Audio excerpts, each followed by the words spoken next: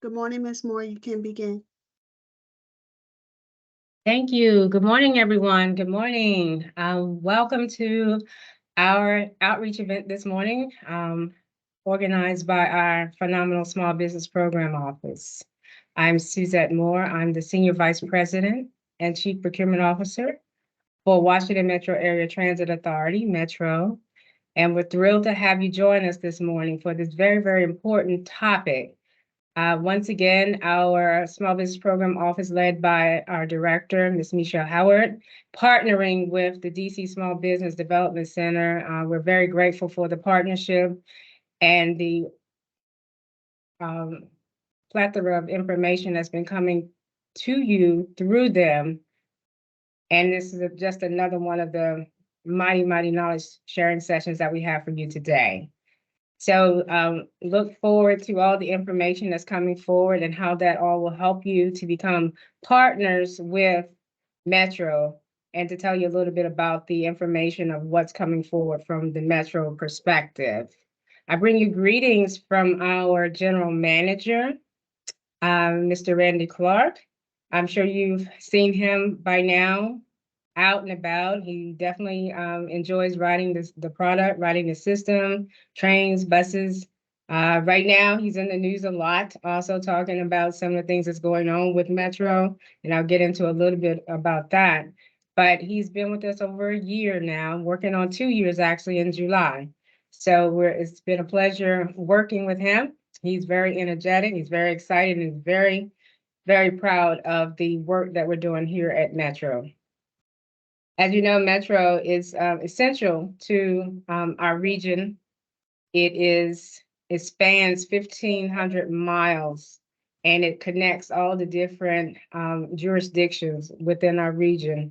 The regional partners, Virginia, Maryland, DC, support the system. Right now, there's been a lot of news about financial concerns that are going on within Metro. Want to talk a little bit about that and how it affects specifically our contracting opportunities. Just to brief you, they're focusing on the operating side of the house. And what that means is the funds that we need to run the system. We talk largely in these meetings about the capital program, where we're still sustaining the organization and still, in some instances, building the organization. When we talk about rail maintenance, we talk about IT infrastructure, those things are funded by the capital side of the house. So I just wanted to make that point that we still need contracting firms to be ready and able to assist and work with us at Metro because we continue to move forward, even though there may be conversations about the deficit that we are facing right now on the operating side of the house. So just wanted to mention that. We are still going to be Metro. We're still going to be here. We're integral to the region, and we're going to continue to make sure that our system is safe. So there's just different types of contracts that we will continue to need because we will continue to sustain our system. Talking a little bit about our 4 goals, you'll hear the general manager talk about that, and that's service excellence, talented teams, any regional art opportunities and partnership, which we're doing here today with our regional partners and with our contracting community. So we continue to move forward in that regard.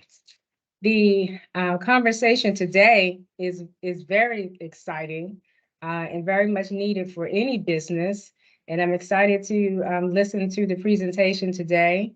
The Small Business Office continues to bring forth presenters and speakers that are useful and helpful and relevant to small and minority businesses and making them stronger. So the message today is continue to focus on your business, continue to focus on Metro and what we're doing and where the opportunities lie. And of course, I know the team is going to talk to you about making sure that you are certified because that's the key to everything. So with that, Ms. Howard, if you're available, I'd like to turn the program over to you. Thank you, Suzette. Really appreciate that.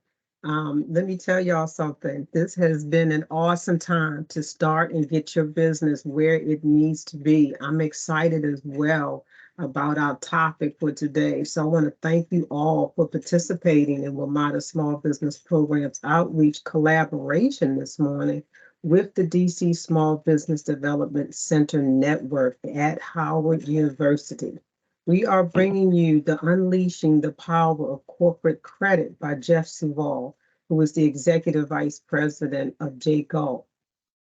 We are also happy about this collaboration because the DC Small Business Development Center Network, it adds so much value and so much support to the small business community. As Suzette said, at WMATA, certification is the key to participation. Excuse me, and we encourage all those not certified businesses to please get certified with WMATA. We have 5 socioeconomic programs that you can be certified in. We have our federal side, our disadvantaged and small business enterprise programs, and we have our non-federal local programs, our minority business, small and micro business programs. So please check them out on our website and learn more about being certified in any and all of these programs. Always remember, WMATA, we are open for business, and we want you to be a part of our contracting opportunities. We are your metro, the way forward. I want you to make sure that you please put all of your questions that you have today in the chat.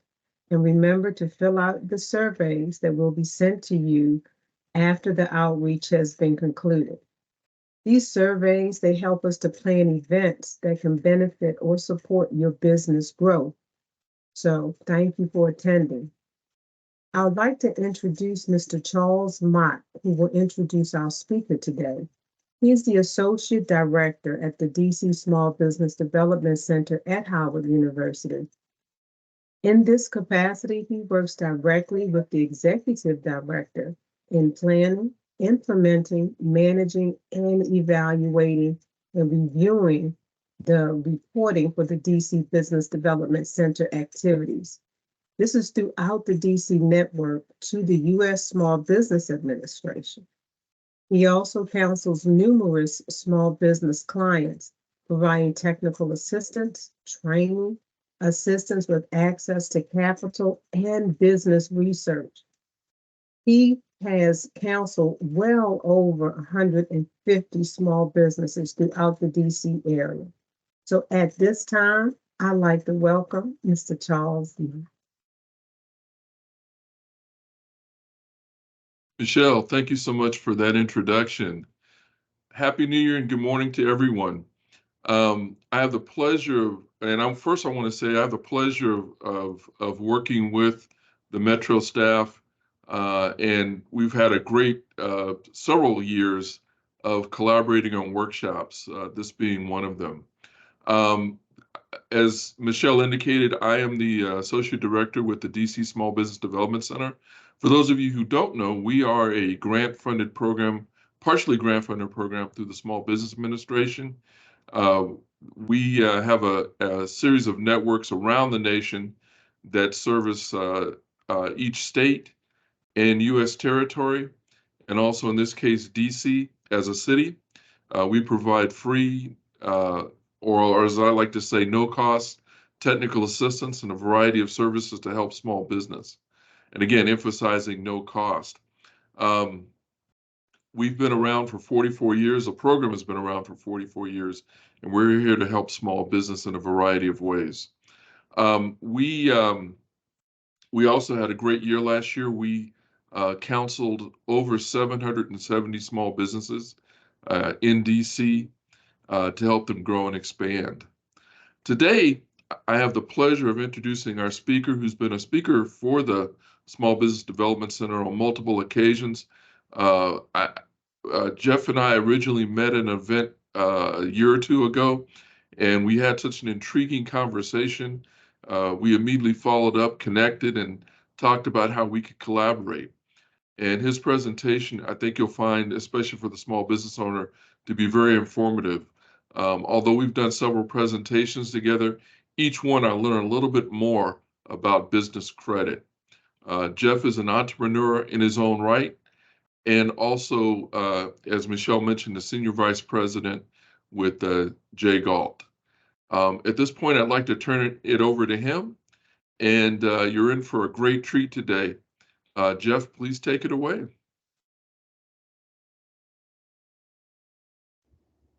Thank you, Charles. I really hope not to disappoint. I'm going to try to share my screen real quick. And let's see here, try to share some content. Why is it not letting me share content?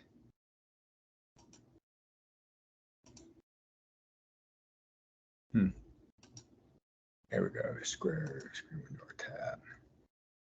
And let's,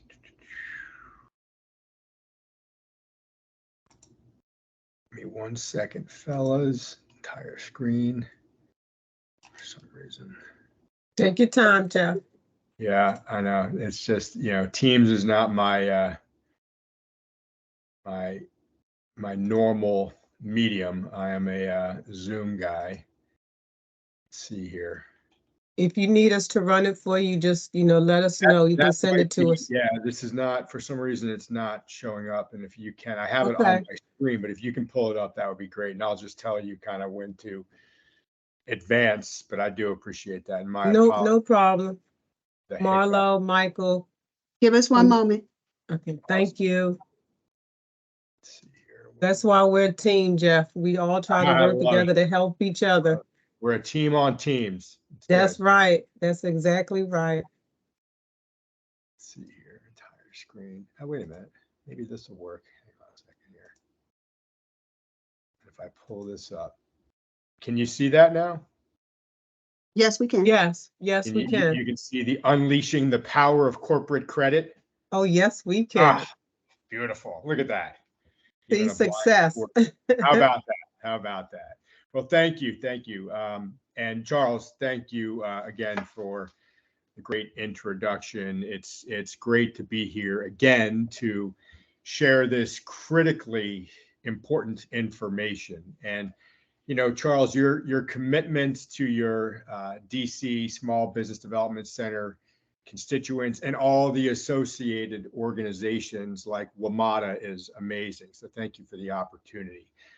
As Charles said, I'm Jeff Suval. I'm an executive vice president at Jay Galt. We are a SaaS, software as a service company with a 14-year history and well over 43,000 clients, members, we call our clients, offering white glove consulting services to small and medium-sized businesses. And we help these business owners separate and keep separate their personal credit from their business credit and get access to the credit and capital, the money that they need for their business at better rates and better terms without having to give personal guarantees. And we do this by helping them build a robust credit profile on their EIN number, which is attached to their LLC or their corporation. So that way, when they need money for their business, they'll never again put their personal finances at risk or use their personal credit or their personal assets to fund their business. Now, the statistics on small business success, frankly, are just not pretty. Nearly 9 out of 10 small businesses will fail per the SBA over a period of time anyway. Now, there are many, many reasons why small businesses will fail, but access to capital and cash flow management are a factor in over 80% of the cases of business failure. And, when businesses fail, bad things can happen and it can be financially devastating. In fact, the impetus for our CEO to look for and then acquire what is now Jay Galt was because two of our CEO's lifelong dearest childhood friends had successful small businesses where the fortunes turned and they didn't adapt, and then all the bad things happened, up to and including suicide for one of these successful small business owners. But I'm here to tell you that there is a solution, and there is a proven way to prevent these so-called cash flow casualties. And that solution is absolutely available to every small business owner, all the folks on this call. All you really need is a commitment to your business and to the vision and the drive that inspired you to take action in the first place, to start your business. So let's go ahead and get started. And I'm going to get started by pulling up a couple questions that I'd like you to answer to yourself. Have you ever used your personal credit for a business expense? Have you ever personally loaned money to your business? Or have you ever used your personal credit for leases or rent? Or used your social security number to get business credit or funding? Or have you ever personally guaranteed a loan for your business? And lastly, have you ever been denied a loan because of your personal credit? Please remember your answers. So if you answered yes to any of those questions, I would love to welcome a conversation with you where we can actually go a little bit deeper. But let's dive into the different ways that we can fund a business. And in general, there are 4 different ways that we can fund a business. Usually it begins with us self-funding our business, or bootstrapping it is the expression used for that. That's where you're using all of your own money and you are, plowing everything you have right into your business, right? There's obviously risks to that because it's your money. Another popular way to fund a business is to bring in partners or outside investors. And I could tell you stories that'll turn your hair green with that. You give up certainly a measure of control. You certainly give up some ownership if you're bringing in outside partners or investors who are going to want some ownership. So you don't necessarily have full control anymore. And lots of conflict can arise when you bring in outside partners or investors, certainly if not everybody is still on the same page. You can personally guarantee your business by getting business credit. And we're going to talk a lot about business credit versus the final category here, which is corporate credit. But business credit in general still requires you to act as essentially your business's mom or dad, mommy or daddy, right? You're still personally guaranteeing it. It's still tied to you, even though it's in the name of your business, you're still the backstop. And the last way, which is what we're going to focus most of our efforts on today, is actual corporate financing, corporate credit, where you've actually separated your business from your personal finances. So why do we incorporate? Well, there's lots of reasons why we incorporate. Certainly, there are reasons for credibility purposes. There are some tax benefits or advantages when you incorporate, certainly with certain types of corporate structures, more tax advantages than others. But generally, at some point, people that have started a business heard from somebody, some coach or counselor or some other advisor that said, you should really start a corporation or an LLC. That way you have the protection of the corporate veil. Okay. That's something that almost everybody hears. You want that protection so that your personal assets won't be at risk anymore. And it sounds great. However, the problem with that is The moment that you go and try to get financing or funding from a bank or other lender, and they say, yeah, that's great. If you qualify, we'll give you access to that credit or the funding, but you got to sign this right here. And what you're signing is a personal guarantee. What you've done, and this is something that every small business owner, including myself, did, is we've pierced our own corporate veil. By signing that personal guarantee, we no longer have that protection, right? There's no longer that wall between our personal finances and our business finances. We've pierced it because of that personal guarantee.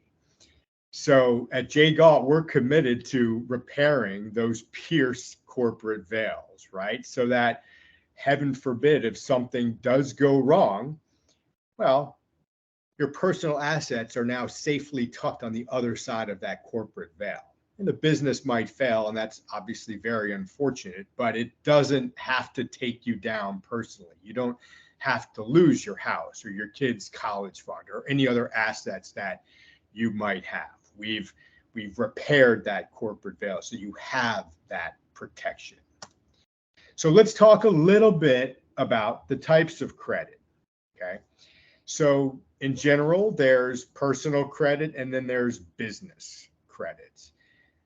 Personal credit, we all have some familiarity with, right? It's the FICO scale is 300 to 850, actually even 900.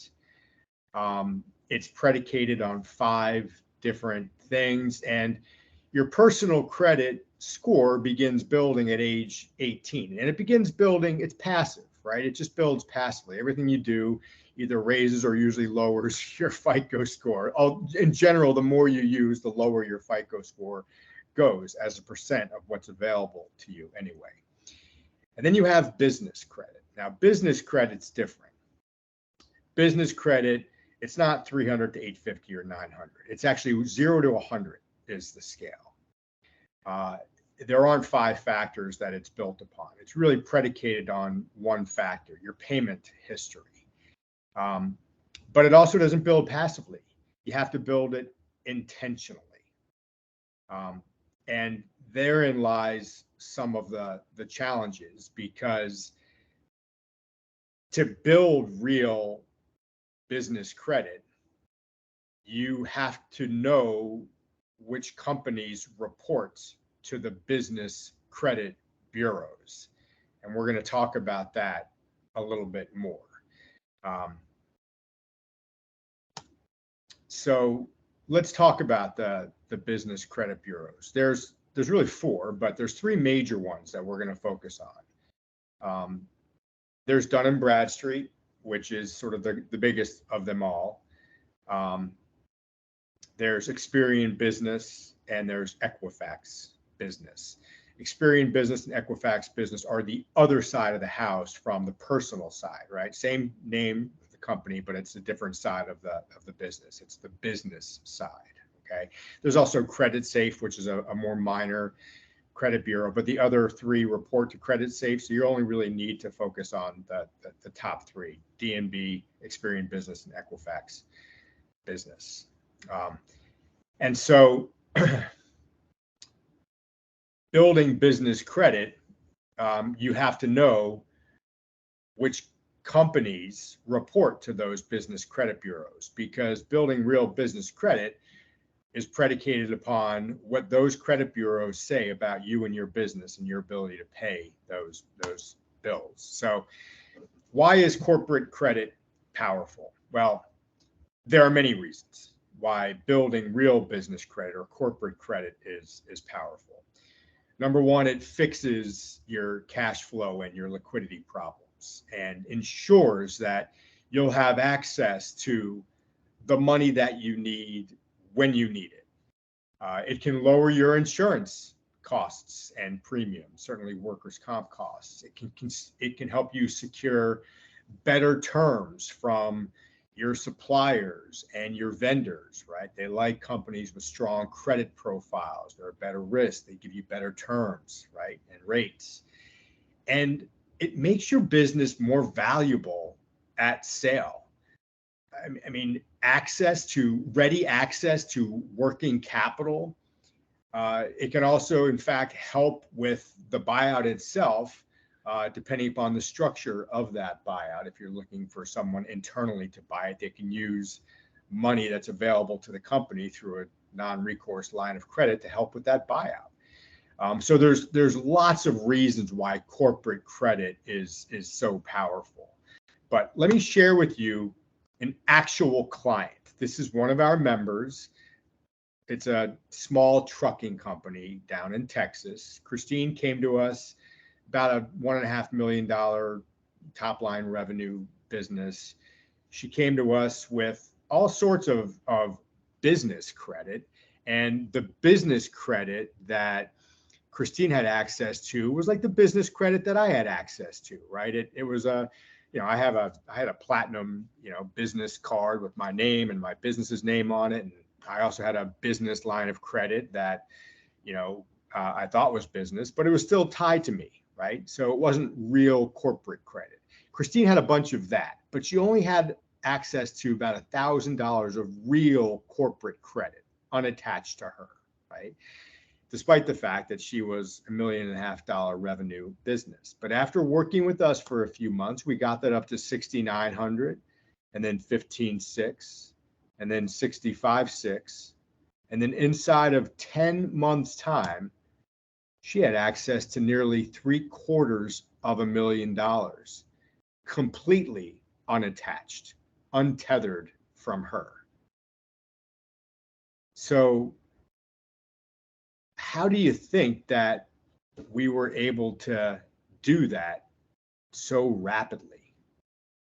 Well, remember I explained the differences between, I explained to you how you develop corporate credit, or the differences between business credit and personal credit. But let me go a little deeper, and then I'm going to show you some real client or member examples.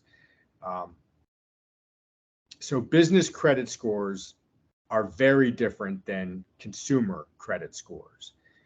Business credit scores are based only on if the business pays its bills on time. As a result, a business owner can get credit much faster using their business credit profile versus their personal credit profile. And again, personal credit scores come from 5 factors. It's payment history, it's utilization, length of the credit history, accumulation of new credit, and the mix of the different types of credit, are the 5 factors. Again, business credit scores come mainly from payment history alone. And the most popular score in the business world is the PAYDEX score from Dun & Bradstreet. The goal is to get to a business credit score of 80 and above. Okay, and again, the scale is 0 to 100. Once you get to that 80 and above, that's kind of like getting a 720 or above in the personal credit world, right? So here's some real life examples that demonstrate really what matters regarding building corporate credit. Most businesses think that getting access to business credit, corporate credit, has a lot to do with their revenue and their P&L statements and 2 or 3 years of their business's financials that virtually every bank is going to ask for. Okay, and with that information, all of these lenders and vendors are going to then make a recommended credit amount recommendation. Okay, well, here's an actual client of ours in Michigan, about a $2.5 million top line revenue sales organization. This business came to us and they had access to about $11,000 of that real business credit, that corporate credit. $11,000 isn't really that useful for a $2.5 million business, right? Again, this gentleman had access to plenty of other of the fake business credit that's still attached to him personally, right? But this business only had access to about $11,000 of unattached, untethered corporate credit. The owner of this business happened to own another smaller business, also in Michigan, about $400,000, $394,000 in sales. However, this business had access to nearly 60% of its revenues available to it in real corporate credit. Well, how is that even possible? Well, in this case, it was just dumb luck. The owner of this business happened to purchase things that it needed, supplies and materials that it needed for its business from lenders and vendors and issuers of credit that actually report to the business credit bureaus.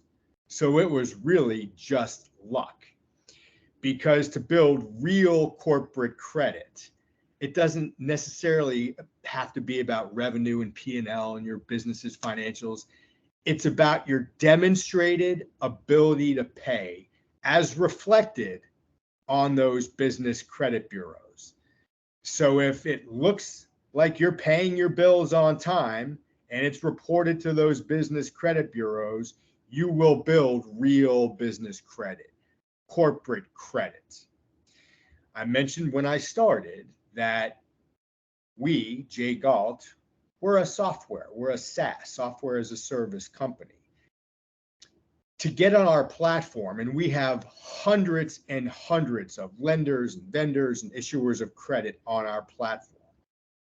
To get on our platform, all of these hundreds of companies have to give us two pretty critical pieces of information.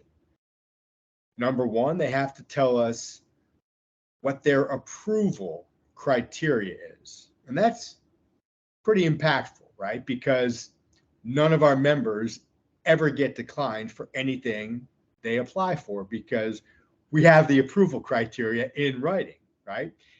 If they don't meet the approval criteria, we don't apply. Once they meet it, we apply and they're approved. Magic. Works every time. The second critical piece of information that all of these lenders and vendors and issuers of credit must give us to get on our platform is they have to tell us which business credit bureau or bureaus they report to. And again, there's those three major ones: Dun & Bradstreet, Experian Business, and Equifax Business. And with that information, their approval criteria and where they report, it allows us to very effectively build all of our members, all of our clients' business credit profile on all three of those major business credit bureaus, right? I'm now going to walk you through the steps, the actual client journey that every single one of our members must take to be successful at building corporate credit. And this works every time. And in fact, we even have a performance guarantee with a money back guarantee. So it works. You have to go through the steps. The steps are the same, regardless how long the member or the client has been in business, or regardless of their revenues and how big they are, or even the industry. What's different from member to member is the velocity with which we get them through these steps. The more capital intensive businesses, like that trucking company example that I shared earlier, a lot of expenses, in that case, trucks, equipment, fuel, right? Lots of expenses. They're able to get through it quickly. In her case, it was 10 months. A lot of the construction companies and the skilled trades like plumbers, roofers, electricians, landscapers, all of those sort of skilled trades, very capital intensive. We can get them through our process in 9 or 10 months because they have a lot of expenses that they pay for using things like credit cards.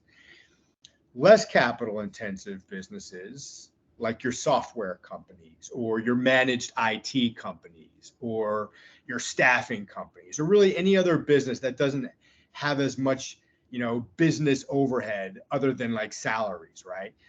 Our program and the process still works for them, and it works every time. It just takes a little bit longer. It might take 13 or 14 months. But again, it still works. The average with all of our clients, all of our members in every category is about a year. But it always begins with step one. Step one is establishing your fundable foundation. This is where we are building your business's credit worthiness by demonstrating its credibility. Okay, in the real estate world, it's like we're staging the house before we list it on the market, right? So we're giving you a makeover. We're giving your business a makeover so that you look more pretty, right? You're now runway ready if you're a model. Okay, so this is where there's a lot of cleanup that has to be done. If the business has any sort of history, if it's been around for any length of time, there's probably multiple business credit profiles for that same business, for that one EIN. In fact, I had a landscaping customer that's been around since 2001, and they had 5 different business credit profiles with Experian Business alone. One company, one EIN, 5 different business credit profiles. And it's because the business had moved a number of times throughout the years, and they've applied for credit. Sometimes they use the actual legal name of the business. Another time they use the trade name, the DBA name. Sometimes they include LLC on the end of something they're applying for. Other times they didn't. But every time there was anything a little bit different, Experian Business just started a new file on them, right? That's why they had 5 different files. And anytime there's any of that inconsistent sort of information out there and you apply for credit or capital, it's almost an automatic decline, because any of those inconsistencies, inconsistent information that exists out there, and there's a lot of information that exists out there, we'll talk about it in a moment, but those inconsistencies create fraud concerns. So nearly 80% of applications are turned down immediately because of these inconsistent so-called fraud concerns. Charles mentioned that I'm an entrepreneur. I have my own business as well. When I had my business account and I had my business credit card, but I needed a larger business line of credit because I'd won a couple of pretty large contracts and needed to staff up. And I went into my bank, where I'd banked since 1993, and applied for a business line of credit, which was still tied to me. I was personally guaranteeing it, but I was declined. And turns out I was declined because I had moved and I had updated my business with my business address, but I didn't update the Secretary of State. And so suddenly there was concern at my bank, where they had my right address, that somebody else has information out there about me, or someone's pretending to be me elsewhere. And so I was declined. Again, was able to catch that discrepancy and clean it up. But the fact of the matter is there's all these organizations like the different credit bureaus, the state financial exchanges, the state corporation commissions as well. LexisNexis. LexisNexis is a huge $10 billion top line revenue business with over 32,000 employees. And LexisNexis just gathers information about us and our business. It's actually quite intrusive, the amount of stuff that they gather.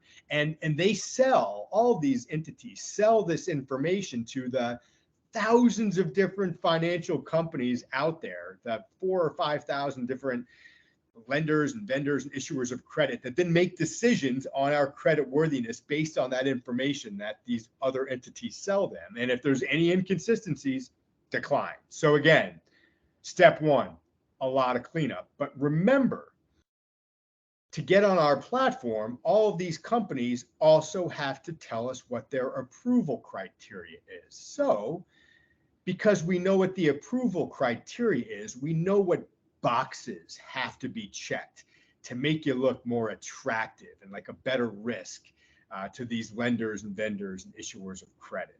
We make sure those boxes are checked. And I always use this example, and some people might be tired of hearing it, but it happens to be true. One of the requirements to get corporate credit is that your business's phone number be listed on the National 411 registry. That's, who even knew 411 was still a thing, right? People are like, what? I didn't know that was even around anymore. Well, it is, and it's actually important. So your business phone number has to be listed on the National 411 registry. And there's other things that are a little bit less obvious, such as you got to have a real corporate email address. They don't like seeing gmail.com or yahoo.com or outlook.com. Heaven forbid you see an AOL.com, right? Then we know we're really dealing with somebody from like the past. But again, you need a real corporate email address for credibility purposes, and a merchant services account, if that's applicable to your business, a real business website, or at least a landing page. These are credibility things. And once we've done that cleanup, so everything looks tight and we've made sure all those boxes are checked, then in step 2, we properly register that now cleaned up entity that looks runway ready, right? With the 3 major business credit bureaus I talked about before, D&B, Experian, and Equifax. And then we begin building your corporate credit profile. And it begins with tier 1 vendors. Now, this is really important, guys. There are 4 different vendor tiers, and you have to get to that 4th tier with a business credit score of 80 and above. Okay, and we'll talk more about that. And unfortunately, regardless of how long you've been around for, and whether you have some vendors that are even in tier 2, tier 3, or tier 4, if you haven't registered properly with the business credit bureaus, you're probably not getting credit for all that money you're spending on your business, even if they are a vendor that reports, because if you haven't been registered properly, they're not reporting for you. That's critical. But our tier 1 vendors, we call these our ringer accounts. These just guarantee approval. Here's a couple of examples right here of tier 1 examples. They guarantee approval for our members. Why? We have over 43,000 members, and our members pay their bills on time, and they're going to buy stuff from them, right? And so they guarantee approval. Now, we're not talking about a lot of money or credit that they're going to extend. We're talking about small amounts, $1,500, $2,000. And these are generally trade lines that are net accounts. So you got to pay the entire balance in 15 or 30 days, right? Net 15, net 30 type accounts, some net 60, right? But again, you need to change how you're acquiring some things for your business and use tier 1 vendors that report, use a little bit of that credit, pay those bills timely, and then they start reporting those. Now, we're also going to sign up. All of our members need to sign up for business credit monitoring. It's like personal credit monitoring from like Credit Karma, but it's different. It's business credit monitoring. And it's because, just like on the personal side, a lot of things can end up on your business credit report that don't help. And many of them aren't even accurate or don't belong to you. And so we need to be able to identify them, get them off for you. So signing up for business credit monitoring in step 4 is really important. But after a few months of using your tier 1 vendors and paying those bills timely, better yet, a little bit early, right? Even a week early, it's even better. They love early payments. And then reporting those those payments to the business credit bureaus, you then graduate to tier 2. Oh, one thing that I forgot to mention, and I don't know how I forgot to mention this. I told you that the criteria to get on Jay Galt's platform is they have to give us their approval criteria, and they have to tell us which business credit bureau or bureaus that they report to. This is what's so difficult about building business credit is only 7%, okay? Only 7% of all lenders and vendors and issuers of credit even report to the business credit bureaus. So unless you know who reports and where they report, it's very difficult to build real business credit. So this is why we're so effective, because we know exactly who reports and where they're reporting. This is not necessarily easily attained information. And so most businesses, I actually have a member that's a $35 million a year top line revenue business. The owner has the most popular business credit card in the country today, which is not American Express. Everyone thinks it's American Express. It's not. The most popular business credit card in the country today is actually the Capital One Spark Card. That most popular business credit card in the country doesn't report to the business credit bureaus. And they're the most popular business credit card in the country, but they don't report to the business credit bureaus. What's worse, they report to the personal credit bureaus. So my client here has a $250,000 limit on his Capital One Spark Card that he turns over 2.5 times a month. He literally spends over $600,000 a month using that Capital One Spark Card. He loves it because he gets 2% cash back. That's why people love their Capital One Spark Cards. You get the cash back. Well, my single member LLC that really does nothing had a higher business credit score than that $35 million a year business that actually pays all of its bills on time. And how is that? Well, that's because the Capital One Spark Card, the most popular business credit card in the country, is one of the 93% of the companies, cards, lenders, vendors, and issuers of credit that don't report to the business credit bureaus. Again, only 7% report. So back to this. I should have covered that earlier. Back to this. After a couple months of paying your tier 1 vendors timely and then reporting, you then graduate to tier 2.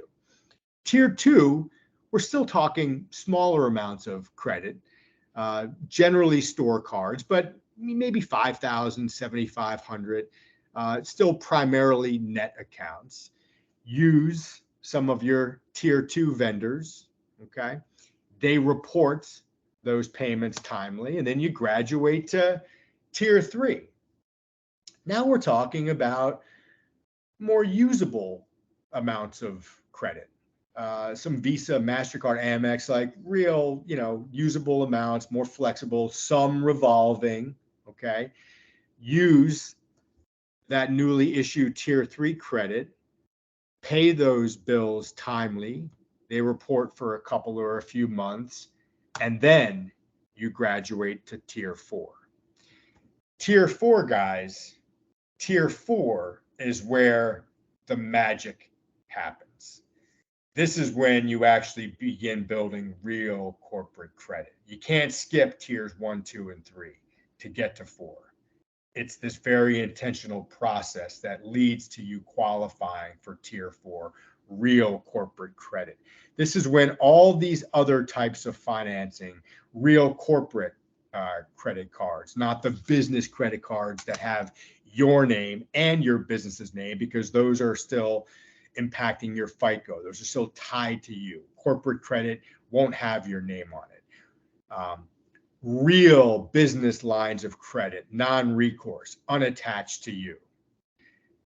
Different types of financing for vehicles or equipment or real estate financing, term loans, purchase order financing, accounts receivable, whatever the banks and other lenders on our platform make available is now available to our members. The memberships, our memberships are lifetime. And that's because as a business grows and evolves over time, its financing or needs for money will also evolve and change over time.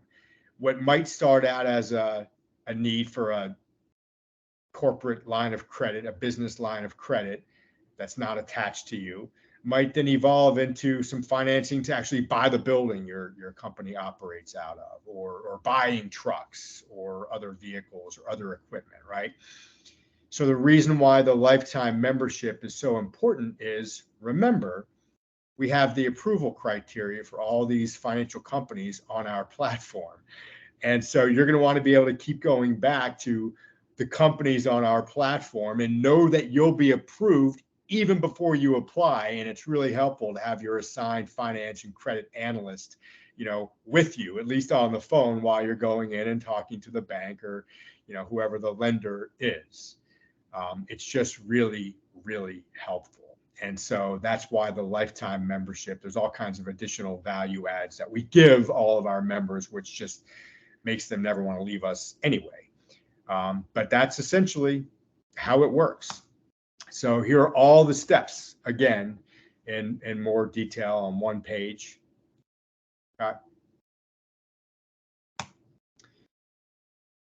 All of our members are assigned a certified credit and then a finance analyst that pulls them through that very intentional 7-step process that we guarantee will work, with a performance guarantee and money back guarantee. If we can't get you there, we guarantee we'll get everybody to a business credit score of 80 and above on the D&B Paydex scale at the highest tier, tier 4. That's when you've done that separation and you now have access to what you need. You can be a brand new company, literally just formed, right? But it takes a little time to get through the actual process, right? The average, again, is a year, unless you're a more capital intensive business, and we can get you there more quickly. The amount of real corporate credit or capital that you qualify for is going to be based upon your business and your expenses, right? Some businesses, it's in the millions that you have access to. Some it's in the hundreds of thousands. Some it's just in the high tens of thousands, right? It depends upon your business, okay?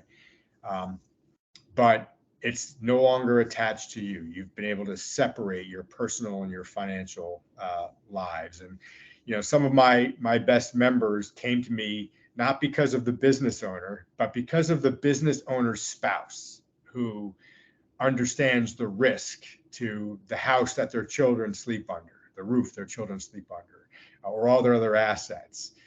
And they basically recognize that risk, and they've encouraged strongly their spouse, who is the business owner, who's like, what can possibly go wrong? What can possibly go wrong? Well, a lot of things can go wrong, and those things can lead to some really bad outcomes. And so, again, we're in the business of rescuing small businesses and protecting these brave individuals that had the courage to go out and start a business because they had a better product or a better service, and they wanted a better life for themselves and their families.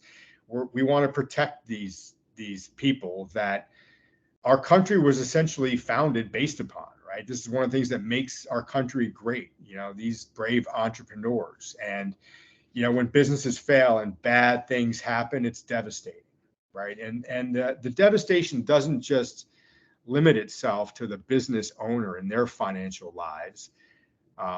It's their employees and their financial well-being, but it's also the communities that they support and serve. The ripple effects when a business fails can be pretty far-reaching and devastating. And so we're in the business of trying to protect these heroes from those terrible outcomes. So everyone gets their assigned credit and finance analyst that pulls them through this process. They get lifetime support, and it just works. So just imagine, after going through a process, now you don't actually have to work with Jay Galt, or if there's another company out there that does this, and I don't know who does it the way we do it, but you don't have to work with a company like ours to actually do this. You can try to figure it out, although it's very difficult because there's really no information out there about who reports and where they report. And without that information, it might take you 7 to 10 years if you ever get there, right? So we just take all the guesswork out of it and make it much more efficient. But more than anything, 2 members I've helped recently had been trying to do this for years. And in the process, they really hurt their personal credit because it's trial and error. And they're opening accounts and spending a lot of money and getting themselves in other trouble, sometimes not able to pay all those bills on time. And heaven forbid, if one of those bills they're not paying on time happens to report, then they're in real trouble. So again, we take all of the guesswork out of it. But just imagine if you go through a process like this 12 months from now.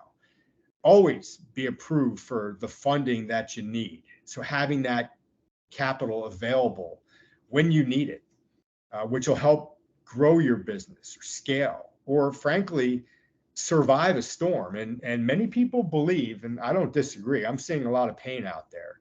We're in a storm right now, and access to credit and capital is certainly not getting any easier. So we are an unbelievable solution because the companies on our platform are willing to underwrite based on different criteria. People ask me all the time, or they don't ask me, they say to me, I saw your presentation, and then I went and talked to my bank. And my bank said I had to personally guarantee this. And my answer is always the same. It's like, well, yeah, that's your bank. Your bank requires personal guarantees. But the companies we work with are willing to underwrite using that different criteria. Your demonstrated ability to pay as reflected on the business credit bureaus.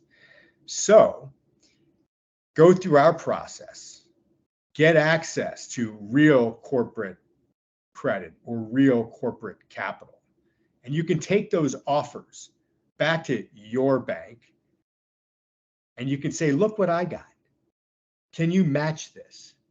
Now, some community banks and the smaller banks where there actually is a relationship and they value it, they might actually match it. It doesn't happen often, but it does happen.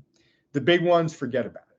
Bank of America, Wells, they're, JP Morgan Chase, they're not going to match it. You can try though, especially if you have a great relationship. But whether they match it or they don't, it doesn't matter because you have the offer from the great banks and lenders on our platform. You just take that offer. You still get what you need. Many companies have more than one banking relationship. It's actually a smart thing to have access to different banks for different things. So it just gives you options. Having access to the money that you need when you need it gives you options. It's certainly insurance for your business. It makes your business more valuable when you're ready to exit, because a business that has access to working capital in the form of a business line of credit makes the acquirer, the purchaser of that business, more comfortable knowing that they have access to what they need to immediately start making improvements or upgrades or expand, right? Because there's access to a line of credit that's not attached to an owner. I'm working with a number of companies right now, family businesses, where mom or dad, in some cases, the grandparents actually started the business, but mom and dad are ready to leave and retire and turn it over to the next generation.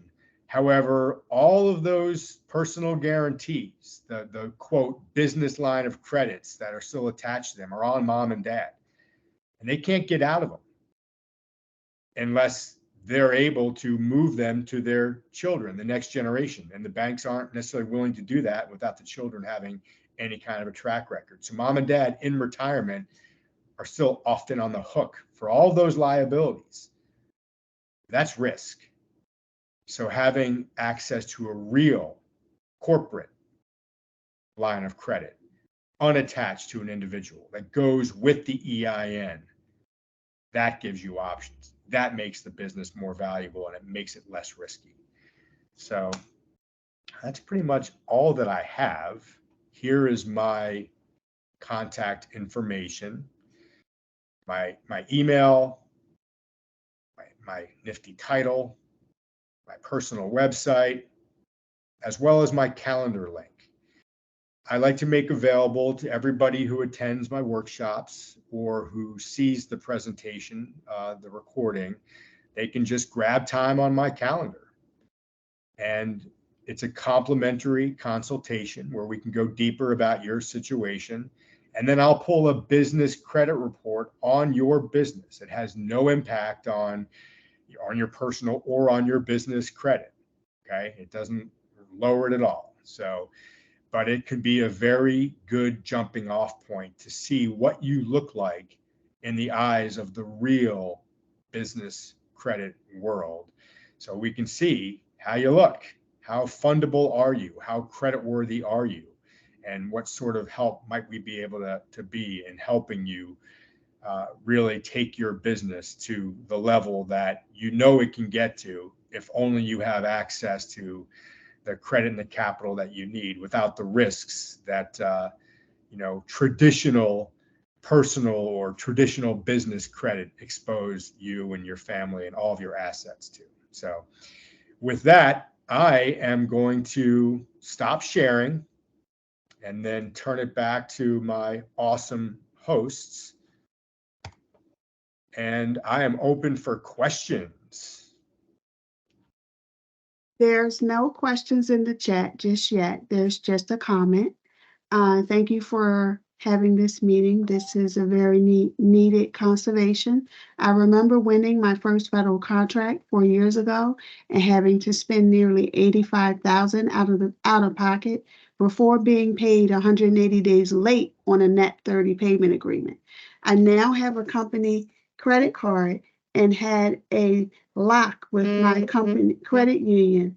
My lock has now been denied due to the company having a debt service coverage ratio of 1.20x for a minimum cash flow. All my contracts are federally funded, and I've never been late on a payment to the credit union or any vendor or employee.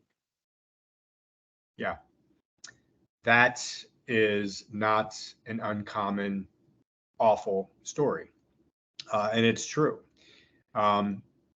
Again, this is the environment that we're in right now. Banks and lenders, they're nervous, right? And these are traditional balance sheet type lenders that she's obviously working with, and credit unions fall into that space. And so we're seeing lots of the other business credit.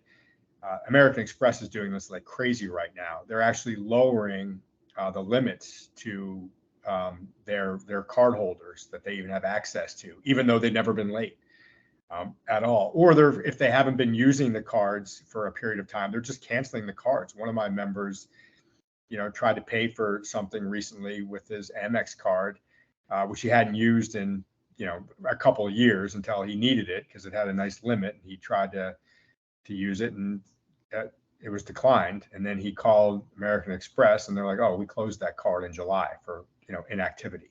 And so it just happens. So it's nice to have options, and the stuff that we do with the hundreds and hundreds of companies that we work with provide those options and just give you a lot more choice with but back to the federal contractor, having a strong business credit profile. In fact, they look at your corporate credit profile often when awarding contracts. So it's really, really important. That's another reason why folks in the government contracting space need a strong business credit profile. I have a couple of members that also have very successful government contracting businesses that are going very well. But one of them I was talking to a couple of months ago, and the reason why they decided to move forward with us is because they have an SBA loan, $1.7 million SBA loan. And you have to personally guarantee those SBA loans. And he's freaking out, and for good reason. Because right now things are great. He has an amazing software product that is very much in demand. But he said, well, gosh, if somebody comes up with something similar or, heaven forbid, better for less, I'm kind of screwed. And he's right. And that $1.7 million SBA loan is on him. And so he's going through the process, building his corporate credit so that he'll be able to pay off that SBA loan with a corporate loan, no longer attached to him. He'll essentially be refinancing it. You can't just refinance SBA loans. You got to pay it off, which he'll be able to do, with a true business loan with a really good rate. Business loans are typically, or business rates are generally more attractive than anything we get on the personal side, by several percentage points, and more attractive, repayment terms, interest-free periods of a year, 18 months even.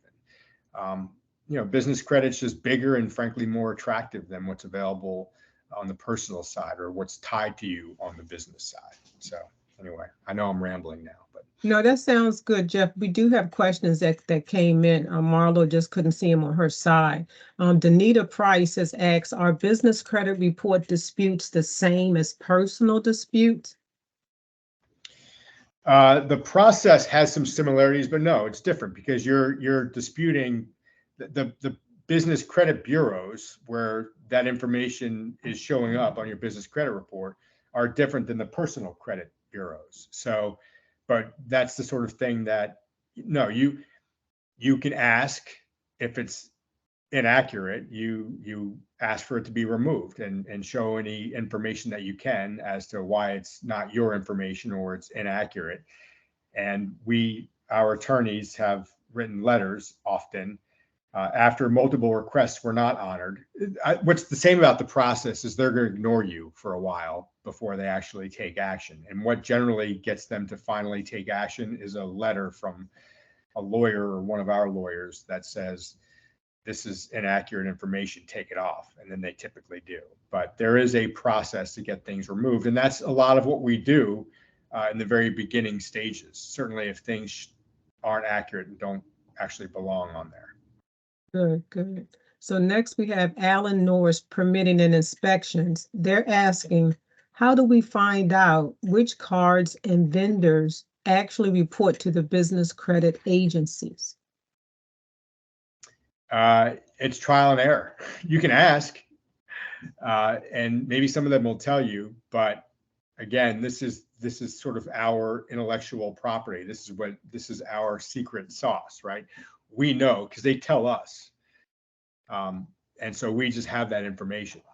This is why a number of people that are now clients of mine or ours, that have been trying to do this for years, finally gave up and said, I've been trying to do this for so long, I just haven't made much progress. So because you, meaning us, have the information about who reports and where they report, that's why they sign up with us. So you can call all the different companies that extend credit for the materials and supplies that you might need to operate your business and ask if they report to the business credit bureaus, and then ask which one. And depends who you talk to. The employees aren't going to know, but somebody in finance might know. But more often than not, again, in 93% of the cases, they're gonna say, "Oh, we report to TransUnion, or we report to Experian or Equifax," but they're talking about the personal side because they don't even understand the difference between real business credit and personal credit. Okay. Now, I don't know if this question pertains to what you presented or not, but it says, what is the fee to be a member on the SaaS platform? Yeah, no, that does pertain. We do have a fee, and our fee is the same regardless of the size of the company. You can be a $10, $50 million a year company or a startup, and it's the same fee. Right now, we're offering a very significant discount, like a 30% discount. Normally, it's just shy of $10,000. We offer financing, but right now it's about $7,069.90. But again, financing is available, and that can get you access to 50, 500, 5 million, depending upon the nature of your business and your expenses. But the fee is the same regardless of your industry, how long you've been in business, or what industry you're in. Okay. Danita Price asks, no PG accounts are now few and far between. How long are you suggesting it will take to build a relationship with a bank that will approve a LOC? Yeah, it depends again, Danita. That's a great question. And they are fewer and far between. And certainly in the traditional banking world, they're almost non-existent. But again, the companies on our platform are willing to underwrite using different criteria. The timeline depends upon each individual business and their expenses, and the more capital intensive. So it depends upon the nature of your business. If you have a lot of expenses that you pay for with things like, cards, we can get you through the process in 9 or 10 months. If you are less capital intensive, where your highest expense might just be payroll, it could take 13 or 14 months. Again, the average is a year, but it works, and it works every time. But that doesn't mean that your bank, even after you get to step 7 and you're at a business credit score of 80 and above at the highest tier, that doesn't just mean that your bank is going to no longer require personal guarantees. Your bank will probably still require personal guarantees. But then you can go into them and say, well, look at this offer that I got from these other banks right here. Can you match this? If they do, that's great. If they don't, that's fine too, because you have the offers from other banks. You still get what you need. You can have multiple banking relationships. Many companies do. In fact, most do. Okay. Next question. Do we get a choice of vendors or lenders that we can work with, or is the matchmaking done based on algo that picks the vendor lender for our business profile? That's an awesome question. Yeah, you get some choice because there are, dozens of tier 1 lenders, and then there are even more tier 2 vendors, and then there's more tier 3, right? So as you are going through the process, and once you're choosing your tier 1 vendors, you'll be able to see all of them. And then with your credit analyst, you'll choose the ones that are most applicable to your business. But again, we also have to I want to be fully transparent that sometimes people are like, well, I don't really buy anything from those. I don't need those types of supplies or materials. Like, I'm building business credit, by the way, for my business. I'm a real estate investor as well now. And so I don't hardly have any expenses. However, I have a gas card that reports to a fuel card that reports to two of the business credit bureaus. And, it's a Prius, but I have a fuel card for my fleet of one Prius, right? But it reports, right? And so, okay, well, that helps. I sit on the board of a small foundation, charitable foundation, and I give what I can financially, but I've changed how I'm giving to many organizations by actually not just donating money. I'm donating supplies that they would take the money that I would ordinarily donate and then go buy what they need. Now I'm actually just finding what they need from Uline or Quill or whatever, and I'm buying it and having it shipped directly to them, right? We can be creative. And so you do have choice. You would work with your analyst to figure out which ones are applicable to your business. And if you really don't have enough that are applicable, then our analysts are really good at getting creative, like they help me get creative with my own expenses. Like, thank goodness. You need to spend generally $50 a month in the different tiers, right, for them to report. Anything below 50, they're not going to necessarily report. So you got to hit that 50. And when you're talking about a Prius that doesn't use a lot of gas and has a really small tank, I was really excited to fill my kids' cars up when they were home for the holidays. I'm like, you guys need gas? You need gas? And so again, you do what you can, right? But you do have choice. Okay, the last question that I see is that fee $10K per year? No. That is a one-time, lifetime fee. And again, we offer financing. So no, I love that question. No, that's it. That's a lifetime fee. Done. So people are like, well, how can you only collect that fee up front one time and then are you going to start ignoring us? No, we don't. It's a lifetime membership. The reason why the money's due up front or over the first year or two is because that's when all the work is done.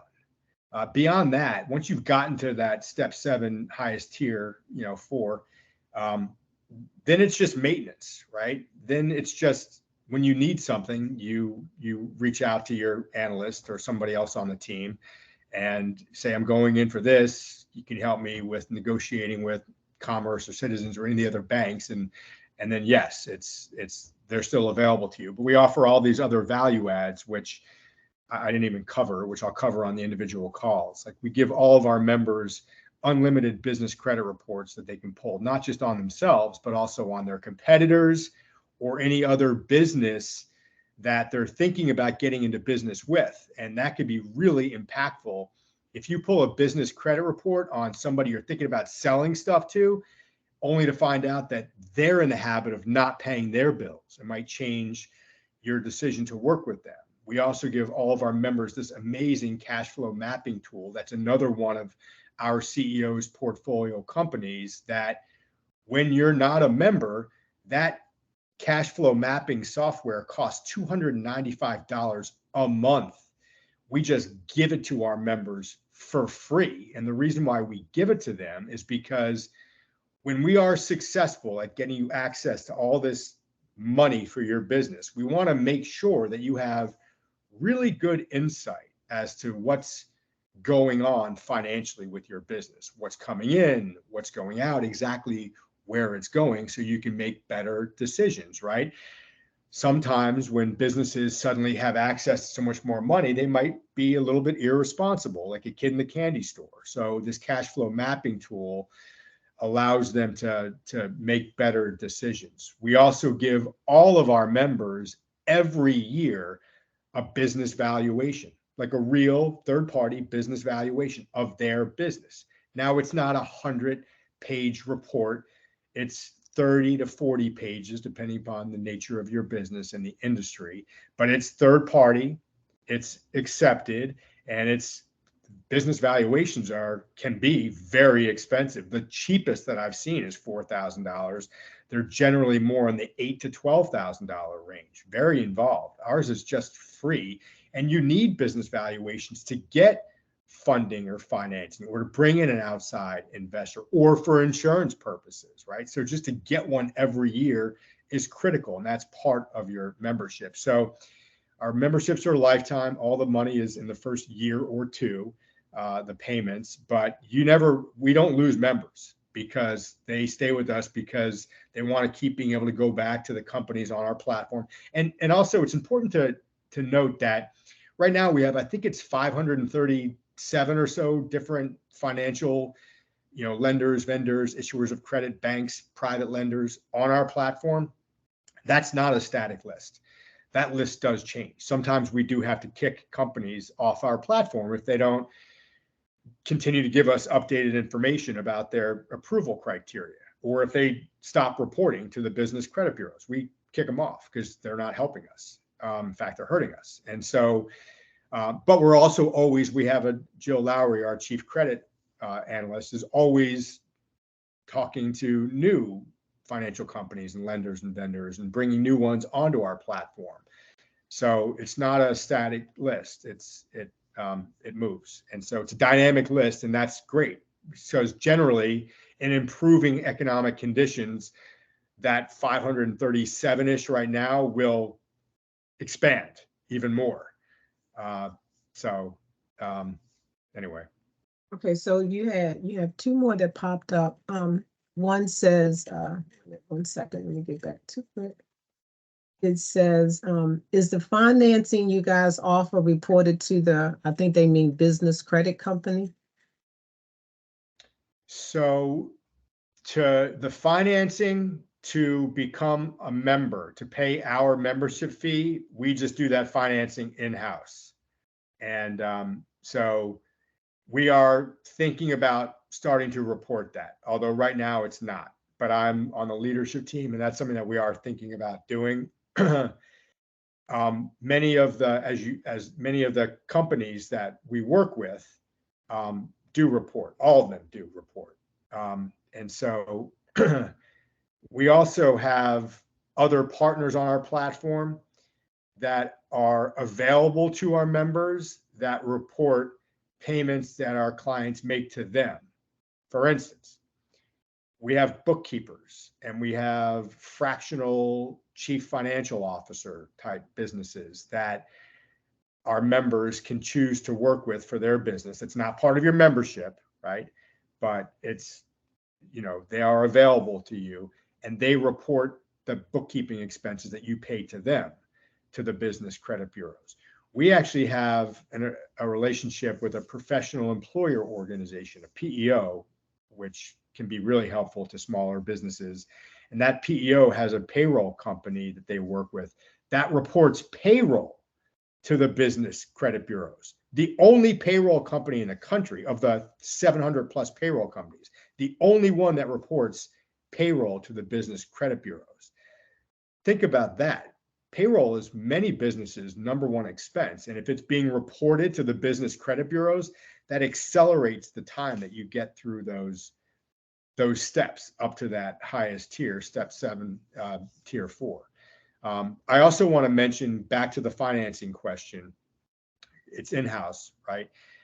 However, we did just acquire another company that does offer business loans. Now, again, business loans, because the business funding that J. Galt Capital, we call it JCAP, the business funding that JCAP makes available will still be tied to that owner, just like other business credit is, right? Now, that can still be very helpful because it gets you essentially the Band-Aid that you need, the funding that you need initially, and that funding can be available in as little as 3 weeks. It can take months, depending upon, they have 17 or 18 different programs that, you know, our clients might qualify for, and which ones they qualify for, I don't know. That's the other side of the house. We just acquired them. We're integrating them into our process, but they are a separate company. But they do offer business funding, which is the Band-Aid, which buys many of our members the time that they now need to get through our 7-step process until they have that cure. So JCAP can be the Band-Aid, even though it's still tied, it's business credit that's going to still be personally guaranteed by the business owner. So you have to have decent personal credit, right, to get those business loans, right? It's because there's business credit, which is still tied to you, right?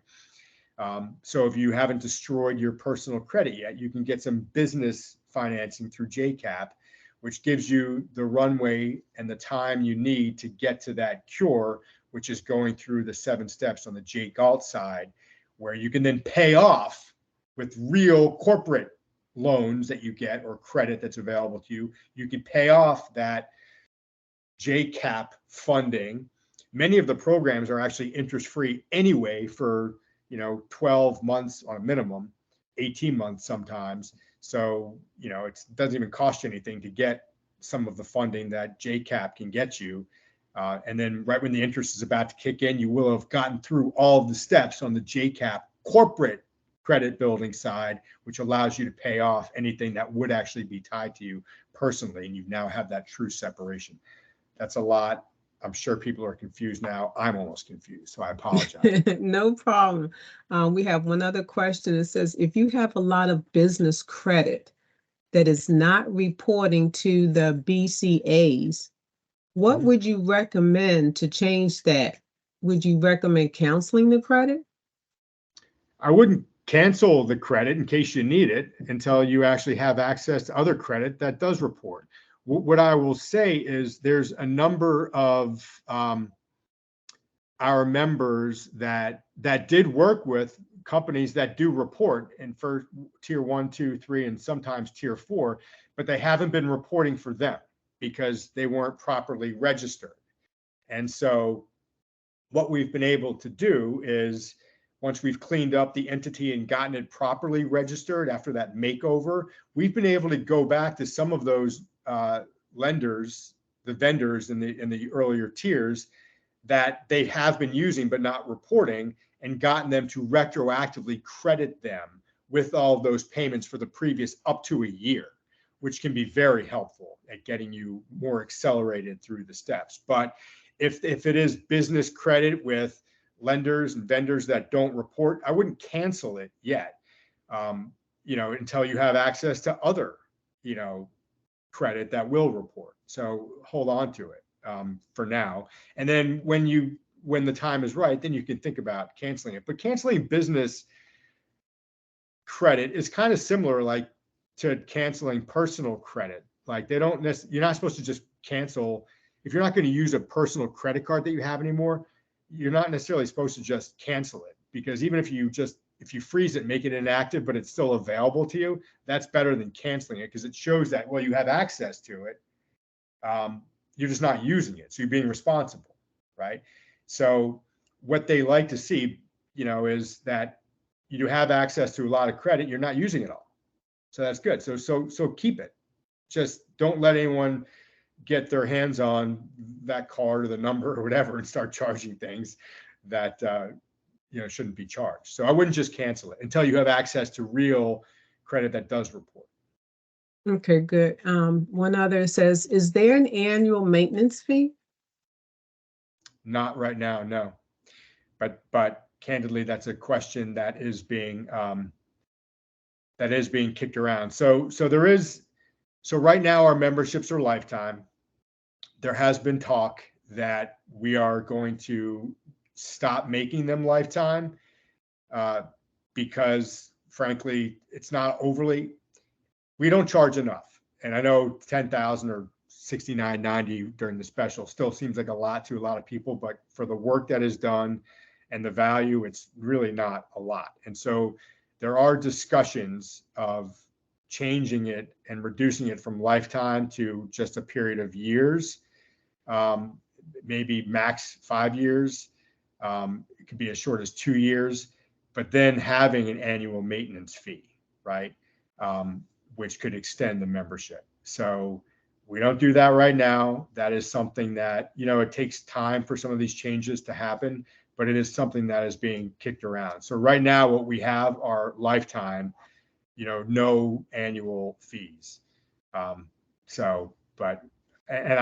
personally hope that, I don't like annual fees. I understand why companies do it because it's recurring revenue, but I'll also tell you that, and again, in the interest of full disclosure, because I think that's really important, is I alluded to some of these other companies that our members have access to, like bookkeepers that report, or the payroll company that reports, or that PEO.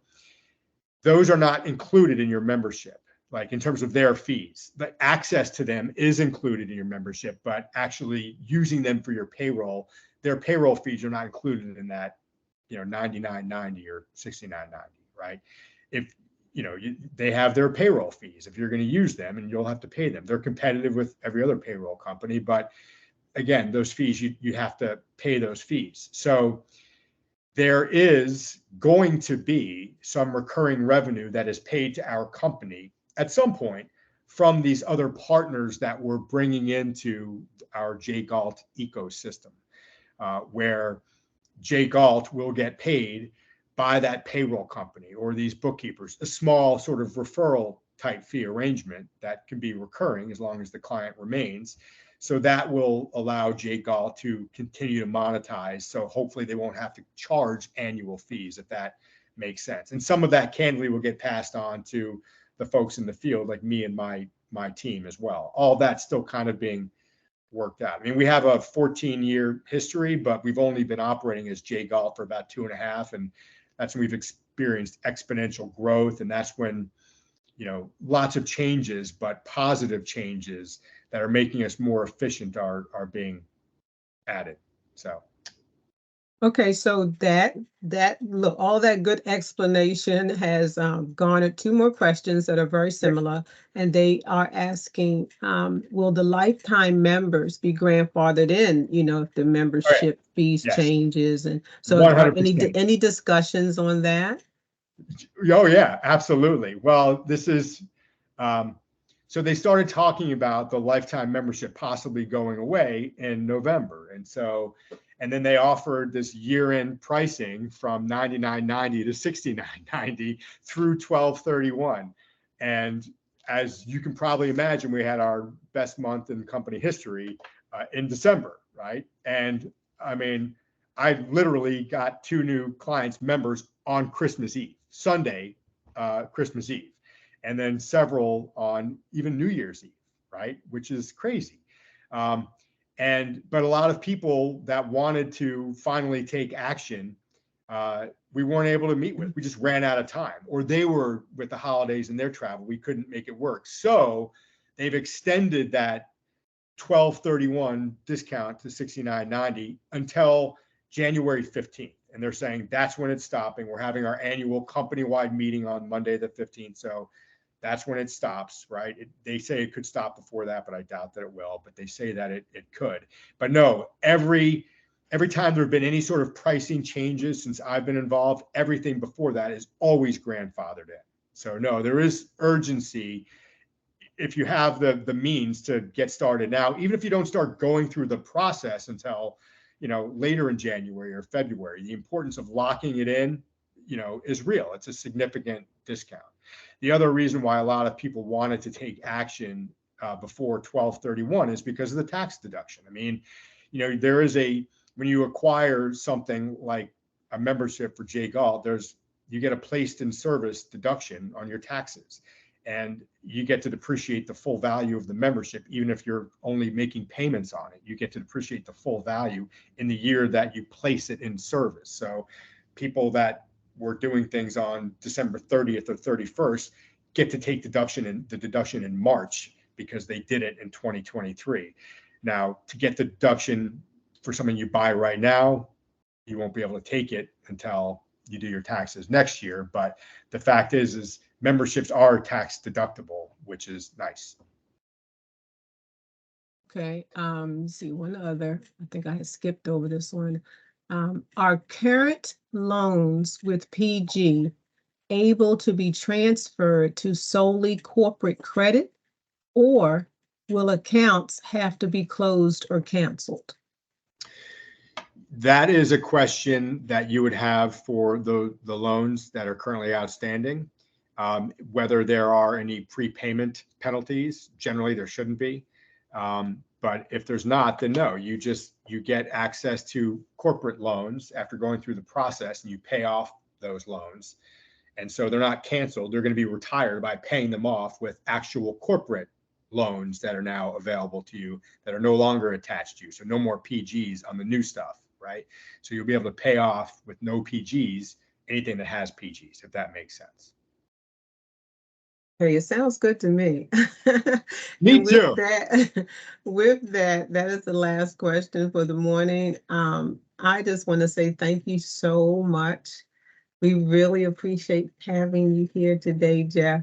It has been amazing, the type of information that you've been able to put out. You know, it's like it really makes a business think about you know what it is they want to do, should do, or to have choices or options. Exactly. You I know. love it. Yes, Michelle, thank you. No, right. It gives you options. That's exactly what it gives you, right? And it reduces your risk. So, no, believe me, we're a fan. I stumbled upon, personal story. I know we don't have much time left, but I was working 30 years in financial services, at some high levels, but I pivoted and changed directions and started working for a company that is essentially a one-stop shop for small and medium-sized businesses. Everything from business management software to merchant services to everything. They do everything. And I was looking for another arrow in that company's quiver when I stumbled upon Jay Galt. And I then started doing some research. I'm like, I didn't even know this was possible. And then I saw that they were hiring people. So I tossed my resume in there and I got the first interview, which is, I don't know how I got through those algorithms, but I did. And the first interview is with our CEO, who's an amazing guy. He's a force of nature. And that's when a lot of people get cut, but we hit it off. And, I made it to the second interview, but after that first interview, I was talking to my friend who owned the one-stop shop company. And I said, Sean, I found this amazing thing that it can help all of your clients. And he said, well, tell me about it. And so I did. And he's like, and he's one of the savviest business guys I've ever met. He's like, I didn't even know you can do that. He's like, that's like literally all of our clients, and they have 6,000 clients. He's like, they could all benefit from it. I'm like, I know. And I was like, I also applied and I'm hoping to get a job there. He's like, oh man, but okay. All right. He's like, I want you to do what's best for you. But anyway, he's like my top affiliate. We still work very closely together because again, I'm helping a lot of their clients that need this. So yeah, it's pretty awesome. Wow. That is awesome. I want to say thank you again, Jeff. We really appreciate it. And I also want to say thank you to my friend, our partner, Charles Mott. We really appreciate partnering with him. It has been an amazing partnership. I will be remiss if I did not thank the Small Business Programs Office Certification and Outreach team. They have been amazing in the background, making sure these connections stay where they need to be. I want to thank my Senior Vice President and Chief Procurement Officer, Ms. Suzette Moore, for giving our greetings and for always keeping us updated on what's happening with WMATA. To the audience, I hope you were able to learn some important information to help your business grow today. This was like some jewels that we got today from Jeff. We are looking forward to seeing you at our next outreaches. I want you to know that certification is the key to participation. And here at WMATA, we always look forward to receiving your applications, answering your questions, and just making sure that you receive the best customer service from WMATA. We are your way forward. So I want everyone to have a great rest of their day. You see the information on your screen about our next outreaches. And I just want to thank everyone for attending. Thank you all so much. Thank you, Jeff, again. Thank you, Michelle. Thanks, everybody. Happy New Year. Bye-bye. That concludes our presentation. We look forward to seeing you at our next outreach on February the 8th, 2024. Happy New Year's, everyone, and have a great day.